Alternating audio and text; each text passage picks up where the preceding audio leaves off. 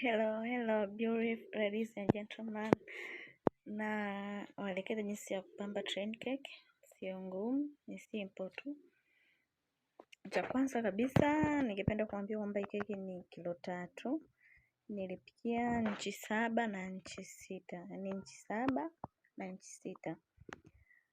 Lengo la kupikia nchi 7 na nchi 6 ni kwa sababu baadaye nitakata katikati, nitasogeza keki ya nchi 7 ya chini itakuwa tu kubwa. Kwa hiyo ukipikia nchi 6 na nchi 8, keki yako ya chini itakuwa kubwa sana. Kwa ndio maana nikapikia nchi 7 na nchi 6.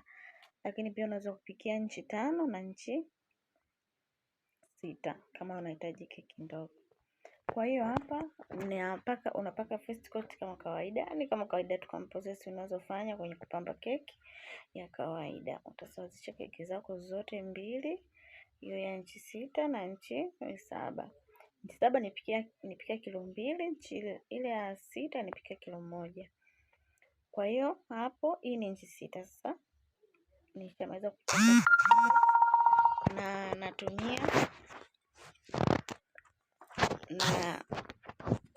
natumia rangi nyekundu kwenye keki yangu ya nchi 6 kwa sababu napamba keki ya papatro. Nimeangalia red and blue vitakuwa sana, vita match vizuri, lakini unaweza kufanya rangi yoyote ile unayopendelea. Kwa nitapaka hapo buttercream yangu kama kawaida, then nitasawazisha. Na tunazipambia keki sehemu mbili tofauti, kwa sababu hizi ni rangi mbili tofauti. Huwezi kuzipambia wakati umeziunganisha tayari, rangi zitaingiliana, yani kazi yako haitakuwa smart, itakuwa na uchafu, haitaeleweka. Kwa hiyo nimepamba kila keki sehemu yake, baadaye nitaziunganisha tu kama kawaida. Utaendelea kunyoosha keki yako itoke vizuri jamani. Hata mtu akiangalia anasema yes, keki nzuri inavutia. Kwa hiyo utaendelea endelea tu kunyoosha. Mimi unanyoosha hata mara 50. Keki hiyo moja. Mradi tu mwisho wa siku nihakikishe keki yangu inakaa kwenye muonekano mzuri. Usinyooshe tu mara 2 mara 3. Sasa keki yangu mbona hainyoki? Usinyoshe mara 2 mara 3 keki kanyoka jamani. We kaza mkono, rudia, pakia buttercream, rudia. Hivyo mwisho wa siku keki yako itanyoka tu. Bado usikate tamaa na wala usichoke. Ukichoka iache, kafanya shughuli zako, rudi tena uendelee mpaka inyoke. Hakuna kukata tamaa. Nimeshanyosha ile ya kilo 1, then nitaenda kunyosha hii ya kilo 2 ya nchi 7. Hii nchi 7 nitainyoshea kwenye base ambayo tutaenda kutumia sasa. Kwa sababu hii nchi 7 si ndio itakuwa chini.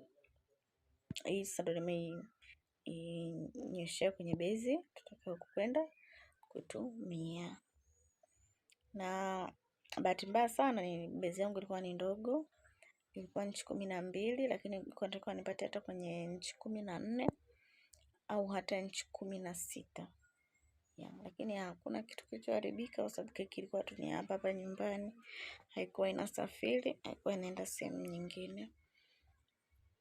Kwa hiyo hii hapa tena nitainyoosha kama kawaida tu. Process ndo zile nilizozitaja huko nyuma. Utanyoosha vizuri mpaka keki yako ikae kwenye mstari. Ukiona kuna sehemu buttercream imepelea au imekaa vibaya, weka buttercream.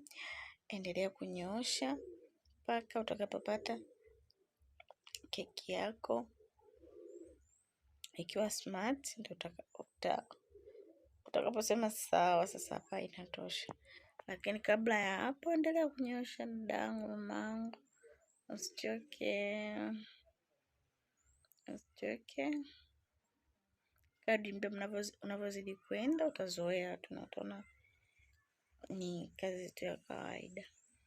Mfano kama hapo unaona kabisa keki imetengeneza kimstari fulani hivi. Unapakia mfano kama hapo unaona kabisa hili limekaaje, sio? Unapakia tu buttercream yako hapo. Unaendelea kunyoosha. Hakikisha tu ulipaka buttercream ya kutosha ili unavyonyoosha usikuangue keki. Yaani kuna mwingine ananyoosha na kandamiza mkono na kuangua hadi keki. Ukiwa unapitisha scraper yako usikandamize, jiachie. Yaani mkono uachie, uwe free. So unakandamiza hadi unatoa keki. Mkono uachie, uwe free. Feel free. Usikaze mkono. Kwa hapo juu nitanyoosha tu kawaida kwa sababu hapo juu si nitaenda kuweka keki ile ya juu. So then hapa tutaenda kukata sasa. Utakata katikati, utaangalia wewe katikati ni wapi. Utapima kwanza kabla ya kukata. Nimekatia tu kisu cha kawaida, lakini pia unaweza kutumia trimming cake. Ni sawa tu. Utaikata vizuri katikati. Keki sikuweka zile dough stickies zile. Kwa sababu nijua naenda kukata katikati. Sasa tena nikishakata katikati niweke kama stick angenisumbua. Kwa hiyo sikuweka. Lakini kama inaenda mbali unaweza ukaweka ukapima kwamba hapa nitapitisha kisu. Kwa hiyo pale utakapopitisha kisu usiweke zile doughs, uziweke tu pembeni kidogo ambapo hazitaonekana hata baada ya kukata keki. Kwa hiyo nikishaikata hapo nitasogeza tu namna hiyo. Utasogeza tu kisu hapo chap ili katikati kuwe na way sasa ya kupita ile treni yako. Ukiangalia hivi kabisa utaona kama kuna keki imeenda mbele kidogo, nyingine kama iko nyuma. Kwa hiyo nitakuja huku nyuma ya keki, huku nyuma taisogeza tu hivyo chap kwa mbele. Kila kitu unapofanya yani anzia kufanyia nyuma.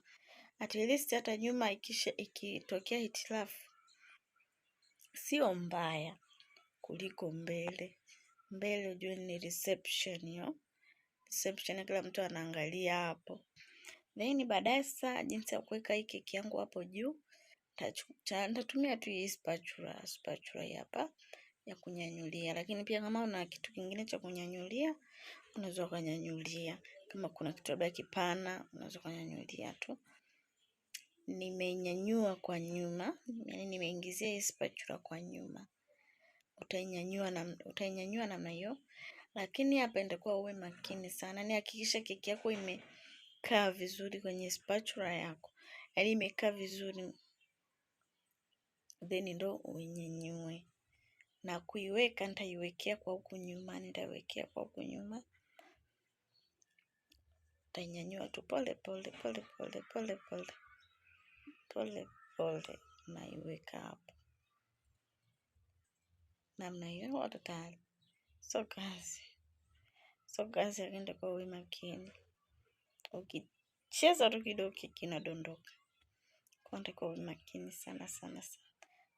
Hapo utairekebisha tu ukiona kama vile imekaa vibaya kwa sababu tuliwekea kwa nyuma. So tutairekebisha tu namna hiyo, nairekebisha kidogo. Na bahati nzuri hapa unakuta kabisa ni kuna way kwa nyuma, kwa chini. Kwa kuirekebisha keki yako kuiweka haiwi kazi sana. Then hapa sasa tutaenda kuweka hiyo shanga yetu. Lakini unaweza kuweka boda yoyote ile hata kama ni ya fondant, mradi tu iwe boda nzuri unaiweka hapo. Ikiwa nyeupe pia itapina kama vile ndio inapendeza. Lakini ikiwa ya blue pia inaenda. Tutaenda sasa kubandika stika zetu. Mimi stika huwa sibandiki kwenye fondant. Nailoanisha tu stika na siiloanishi kwa maji mengi. Hapana, ninahakikisha stika yangu imelegea. Yaani unaipiga na brush yenye maji, unaipiga na brush ambayo imeloa mpaka stika inalegea. Yaani stika unaweza kuikunja hata isifanyaje? Hata isichanike. Ndio unachofanya. Ikishalegea, yaani inabandikika vizuri kama unavyoona. Yaani haifanyaje wala haifanyaje, inabandika vizuri. Hakikisha tu stika yako inalegea. So naweza hata nikaikunja wala isiwe chochote. Kwa hiyo unailegeza stika yako, ila hakikisha hauweki maji mengi. Iloanisha tu ile brush yako, then ipitisha kwenye stika yako, ipitisha kwa muda stika yako ilegee. Then itakuwa tu sawa. Kwa hiyo hapo naenda kuonesha jinsi ya kuset keki treni inakuwa na set, inakuwa na train 3. Unaweza kuunganisha zote 3 au ukaweka 2 au ukaweka 1 kama nilivyoweka 1. Hiki cha kwanza, kichwa cha kwanza kinakuwa na sehemu ya kuwekea betri. Kwa utaweka betri yako, betri zile ndogo, then kinafunguka, unakifungua, unakibinya kifunguka. Ukishaweka basi unaona kateni kako kako tayari, kanatembea tu, unakawashia hapo kwa juu. Then hii reli ni kuchomeka tu, hata sio kazi sana. Hakikisha tu hapo kwenye hivi mistari, kuna tumistari tudogo, ndio inakuwa sasa reli yako ndio inapita. Ni kama mawe yale yanakaa kwenye reli. Kwa tutaseti hapo, tunaiseti tu, tunaichomeka tu kama unavyoona, unaichomeka tu. Sio kazi. Unachomeka tu. Unahakikisha tu unachomeka vizuri, iende vizuri. Yeah. Lakini pia nilichogundua kwenye treni, ukitaka zinakuwepo ni nyingi, lakini hapa sikuweka nyingi. Kuna nyingine 2 sikuziweka kwa sababu bodi yangu ilikuwa ndogo. Ukitaka treni yako itembee vizuri kama ni kwa 3 zote, inabidi uweke yote. Sasa inabidi uweke reli zote, yani reli zote kwenye seti zilivyo. Sasa unatakiwa uwe na base kubwa. Kuna mimi nikaweka tu ndogo, niweke tu treni kimoja, inaenda tu sawa. Kwa ndo kama hivyo unaona kabisa treni yetu inaenda. Kuseti hivi vireli utaseti, kwani utasetia kwenye hii keki, ndani ya hii keki. Yeah. Yani kwa sababu huwezi ukakiweka chote wakati umesha kiseti wezi. Kwa ndo kama hivyo, mwisho wa siku kazi yako inakuwa namna hii. Inapendeza. I hope mmeelewa. Mnaona kabisa wala sio kazi. Ni masuala tu ya ubunifu basi. Bye jamani.